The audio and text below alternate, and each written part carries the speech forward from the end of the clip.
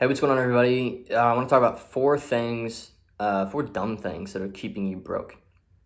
And I'll get right into it. So, the very first thing is having an ego about your current set of knowledge and understanding. At the end of the day, if you knew what you had to do and you knew how to do it and you knew when and with what attitude to do it with, you'd have the results that you've been craving. A lot of people, especially beginners, think that they know it all and they think that they have all the answers in front of them. Whereas the harsh reality is that the second you believe you have it figured out, you've begun the slow and steady process of losing it all. So you have to accept from an early stage as an entrepreneur that there will never be a point. It's a little dust particle just flying around the screen here. There's never going to be a point where you have figured it all out. You will never have it figured out. It will always be a learning process. And so really the first mistake of the four is just having an ego, having a self-perception that is inflated artificially. And it's actually my favorite quote about ego comes from, I think it's a Carl Jung quote. I believe it's Carl Jung, I'm not sure, but he says, ego is the pill we take to ease the pain of our own inadequacy. And I couldn't say it any better. So that's really what it is. And I think it's really easy to hide behind an ego and a facade of current understanding, as opposed to, admitting that you're never done learning, you're never done growing. A tree, the reason why it continues to grow to the size and shape of its environment, it's just how much soil, how much water, how much sun it gets, right? It doesn't have I don't need sun anymore. Oh, I don't need soil anymore. I don't need water anymore. It continues to take in those nutrients and those resources to continue to grow. And so a tree truly will grow to the size that it's allowed to grow to. And as humans, unfortunately, until our own inflated self-perception is out of the way, we will grow only to the point that our self-perception enables us to grow.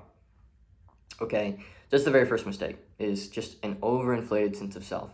The second mistake, which is keeping you broke, is, and it's classified as shiny object syndrome, but really, I think shiny object syndrome comes from not committing to one thing for long enough, okay?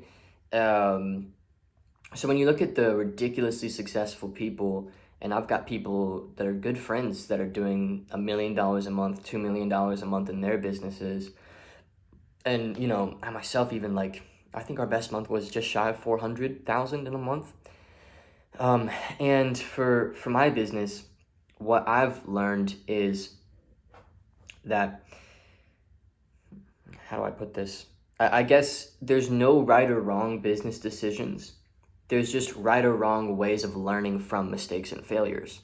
So there's no business idea that's right or wrong. There's no hire that's right or wrong. There's nothing right or wrong. It's just your posture and being able to learn from those things and apply those learnings to the betterment of your efforts over time. And the betterment of your efforts over time compounded create inevitable successes that, no force can contend with. However, the average individual is so, for lack of a better term, coddled, not to sound like, a overinflated masculinity coach or something. They're so coddled that they're not willing to fall on their face, fail, embarrassingly so, in front of many people, even in some cases, employees or competitors or whatever. They're not willing to go through the process of making bad decisions. And they associate bad decisions with the angle they chose being bad. Does that make sense? So they judge the thing as if it's the thing that was bad. Whereas in reality, most of the time, it's the person wasn't willing to learn from their failures in that thing to then make the thing work over time. And I got this idea from a book that I read. It's one of the first books I read as an entrepreneur. It's called Rework. And the idea is that you don't just learn from failures, but you learn from successes as well. So your job as an entrepreneur, or as a growing thing generally, is to try and throw things out and see what bounces back, see what comes back as a positive, and see what bounces back and comes back as a negative. Less of the negative, more of the positive. The idea is you learn as much from positives as you do from failures. However, most people, a positive thing happens and they equate it to either luck or a chance or something like that. And so they never integrate that as a force into their efforts. So the positive happens and it's luck versus an equatable thing that can happen more with more instances over time. And a negative thing happens and they assume that it's the thing. So because of this, they've created this chasm between the learning process and them. A positive is just luck, and a negative is it's the thing's fault, not my fault, it's the thing's fault. So that strategy that this guru taught me didn't work, so therefore it doesn't work. Like Facebook ads didn't work for my business, or sales calls didn't work for me, or this didn't work. Instead of blaming the thing, you have to take full accountability and ownership that the thing could definitely work. You have to accept that everything can work if given the proper learning environment. I think that's what I'm trying to say with the second thing here. So really a way of saying the second thing is that they don't bridge the chasm between their actions and the successes and failures of those actions, and allowing the successes and failures to bridge that chasm and become lessons that are deeply integrated into the psyche of the individual that enable a more sure and successful forward movement. So, successes are data, failures are data. Take full responsibility for everything and allow it to affect your character. Okay, successes aren't luck and failure isn't the thing. The failure and the success were both you, and you can do more of both if you do more of the things that led to both, right? The third thing that I see is modeling other people's business models that are light years ahead of you. This is very common. So I'll see beginners, and especially with my business, which I don't do something that everybody should do. So I help people start coaching businesses. That's what I've done now for a minute. And it's really fun, and we're really good at it, but it's not for everybody. Like, it's not the best model to start. So I can make these videos in good heart, knowing that not everybody should buy my stuff, because coaching is like, you got to be willing to put yourself out there, good at communication, want to help people. Like, if you just want to make 10 grand a month, like, go start an Amazon business, or there's other ways to do it, right? But anyway, one of the things that I see is people who are just getting started, especially our students. And I'm not saying this is a plug for our stuff. You have to hear me here. It's just the most expanded data set that I currently have is the clients we've worked with. That's like the biggest eagle eye view I have on things. The most common thing that I see that is stopping people from doing it is that they don't have what the big dogs have. Like, man, if I had that authority, or if I had this, or if I had that leverage, then I'd be easy. But what people don't understand is there's an art form to playing the cards that you currently have and just putting one foot in front of the other, just slowly over time, that really no force can contend with a humble attitude and putting one foot in front of the other over time. So right now, you have the capacity to succeed a little more than you're succeeding right now. It's very simple. But most people want to bridge a massive gap, and they're looking for a silver bullet that solves all their problems and gets them right to the top, and they're not willing to do anything that doesn't put a ton of money in the bank for them. And that sounds good in theory, like, don't pursue opportunities that aren't worth at least $1 million. But the problem with that is that most of the time, the successes come from a lengthy pursuit of little tiny steps forward, and you just don't see these big players doing these things, because all you see is the successes. All you see is what's come of those little steps. So these little things don't happen.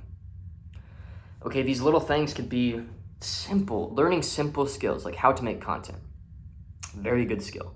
How to sell, very good skill. How to have awkward conversations with clients and team members that aren't in line, very good skill. How to lead a group meeting, very good skill. How to track your books, profit and loss, very good skill. The basic skills, okay? And the fourth and sort of final thing that I see happens for beginners is an over-intellectualizing and overvaluing mental breakthroughs over physical, tangible, in the real world breakthroughs. Like, a breakthrough that is exciting me, like, beyond measure right now in my business, like, I'm not even kidding, this is the nerdiest thing on the planet. I changed a headline on one of our landing pages from one thing to another thing, and I doubled the return on our advertising for the system. So we were getting a $20 cost per lead, actually more than double, $20 cost per lead, okay? Now our cost per lead is $8. So I can get the same people for half the price. So that means that instead of spending $2,000 to acquire, I can spend $1,000 to acquire. And so, like, that's exciting. That's a real world, like, win. Another real world win would be something like you actually signed a client. Like, not, ooh, this is a good idea, or ooh, this feels right, or ooh, this would be fun to try. Not the intellectualization. If you are beneath $100,000 a month in total gross volume for a business, your job right now is to stop thinking and start just numbers driven, putting consults on the calendar for a thing, and then locking down, clients that you feel you can serve, even hypothetically you could serve, which, by the way, the question for that isn't, am I qualified? The question is, if they did everything I told them to do, everything, could I help them get closer to the outcome I'm selling them on? If yes, you should have full conviction on selling them, because when you sell somebody, you should sell them into following your leadership, right? So, beneath 100,000 a month, your job is to pick one thing, pick one traffic channel, one way of generating opportunity, one way of selling, one product to sell, one angle, all the way until you're there. Until you're there, you really don't have to think much. You have to move. And even your own thoughts and ideas and opinions and thinking patterns don't truly serve in the real world until you've tried it and ran it as data. I don't even commit to an advertising angle until I've spent at least $2,000 or $3,000 on that angle, and I see what happens down the pipe, down the system. And even that's not that much test, right? So I think it's really important for you to understand just the level at which successful business owners turn ideas into action. The speed at which something is an idea and then it's then tested is minutes. They're like, ooh, I should try that. Let me just hop in here, run a test, send out an email blast, or put a post into a group, or call some clients, or call some prospects, or put up a post, or put up a call to action, or whatever. And I go and I try that angle. And then if the angle succeeds, I do more of it later. If it doesn't, then I've lost nothing. I've truly lost nothing. But the beginners, man, what they do, the reason why you're probably broke right now is because you have ideas, but you're not actually testing them in the real world. And if you do test them, the tests are so minuscule and so irrelevant to a true data set that you can make decisions from, that you're just destroying any chance of this idea becoming anything tangible in the future. So this has been 4 simple, dumb mistakes that are keeping people broke. I hope this has been a valuable video to you. If you're curious about what I do, you can check out links in the description. You can book a meeting with myself or my team or whatever. And I've also got this full lengthy training on how to start a coaching business, which you can check out. All these links are in the description, okay? But again, if you're an absolute beginner, man, and you don't feel like you have any marketable skills to train on or teach on, which is most people, and sometimes I have to convince people that that's not the case, but then I wouldn't recommend doing it. So thanks for watching. Hopefully you've enjoyed, and I'll see you in the next video.